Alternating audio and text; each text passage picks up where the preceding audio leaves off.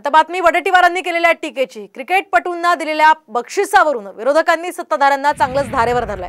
क्रिकेटपटूंना 11 कोटी देण्याची गरज नव्हती असं विरोधी पक्षनेते वडेट्टीवार यांनी म्हटलंय। तर विरोधक हे दोन्ही बाजूंनी बोलतात असं प्रत्युत्तर हसन मुश्रीफ यांनी विरोधकांच्या टीकेवर दिलंय। आपण पाहतोय या सगळ्या मुंबईकर क्रिकेटर्सचा सत्कार मुख्यमंत्र्यांनी केला होता आणि त्यांना 11 कोटी रुपये सुद्धा दिले होते। यावरूनच आता विरोधकांनी टीकेची झोड उठवली आहे।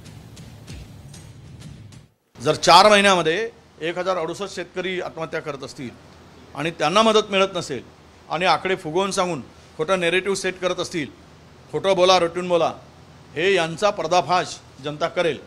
प्रश्न हा आहे की त्या 11 कोटीची देण्याची आत्ता गरज होती का? कारण खेळाडू हे देशासाठी खेळतात।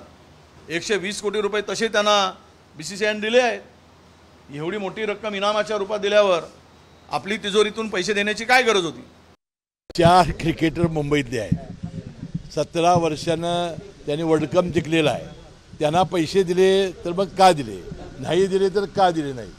निवडणुका तोंडावर संपण्याचा काय संबंध आहे?